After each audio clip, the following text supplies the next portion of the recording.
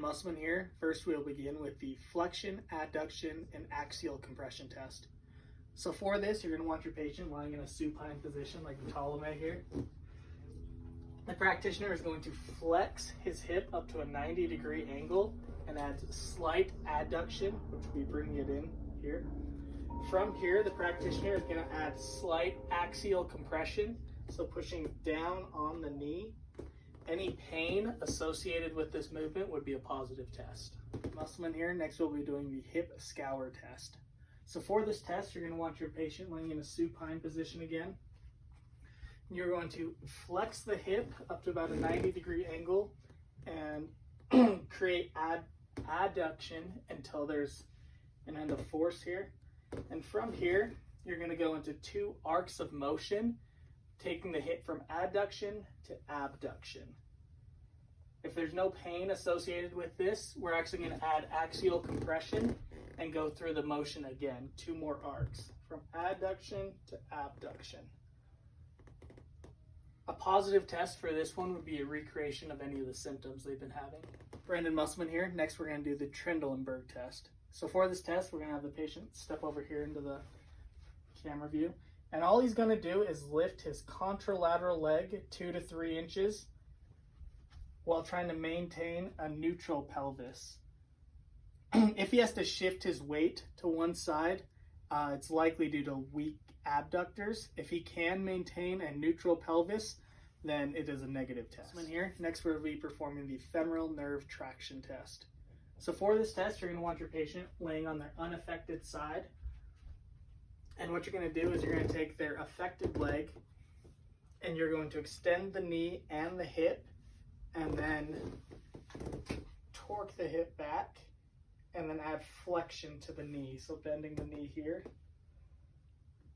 Any pain associated with this one or recreations of prior feelings of pain that they've been having would be a positive test.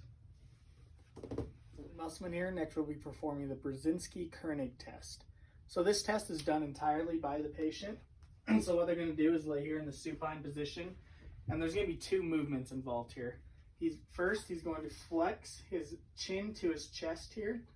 Any pain associated with that movement alone would be a positive test. And with his head still in that position, he's going to pull his leg up until he feels pain. Keep your leg straight until he feels pain. And then if you were to flex at the knee, if the pain would go away at that point, it would also be a positive test. Musselman here. Next, we'll be talking about the Valsalva test. So for this test, all you're going to have your patient do, you're going to ask them to take in a deep breath, close off all his airways, so no breathing it out, and then just create pressure throughout his body. Any pain associated generally through the neck would mean that there's a nerve that's getting pinched on through there and would be a positive test. Brandon Musselman here. Next, we'll be performing the Stork test. So for this test, you're going to have your patient just stand this way, cross their arms at their chest, just cross your arms like a mummy. He's going to stand on one leg. Yep. And then all you're going to do is extend the back as far as you can. So try and just lean back. And then he's going to do this with the other leg. Lean back. Any prior symptoms that he feels with this one would be a positive test.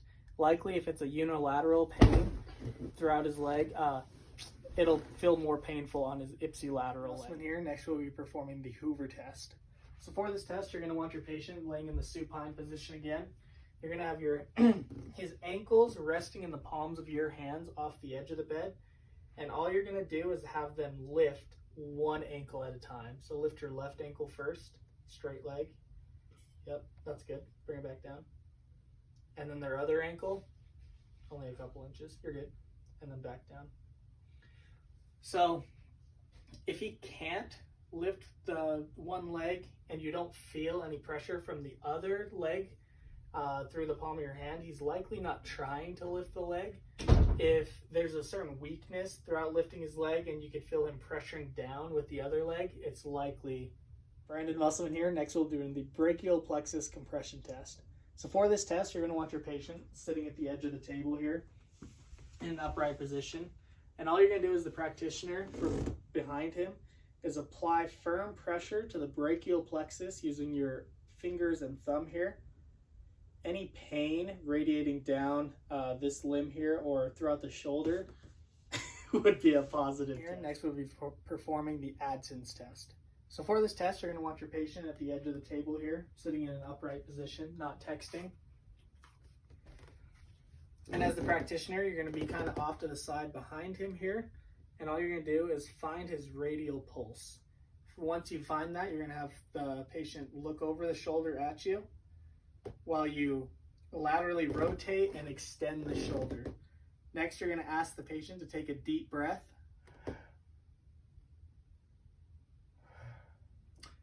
A loss of that pulse would be a positive test. Brandon Musselman here. Next, we'll be doing the anterior posterior rib compression test. So for this test, you're just going to want your patient sitting upright at the edge of the table. This test would likely be done if you're suspecting a rib fracture. And so what you're going to want to do, instead of applying pressure directly to the spot where he's feeling pain, the rib, you're going to have him lift his arm here, and you're going to feel around it by pressing posteriorly and anteriorly around the rib. Any signs of pain coming from this would likely be a positive test. Brandon Musselman here. Next, we'll be performing the lateral rib compression test.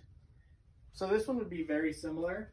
The only difference being if you're suspecting the rib fracture to be more anterior or posterior on them. So instead of compressing directly on that injury, what we're going to do, hands wide here, you're just going to compress laterally, starting from the bottom rib, working your way up. Any pain that they're feeling associated with this would be a positive test.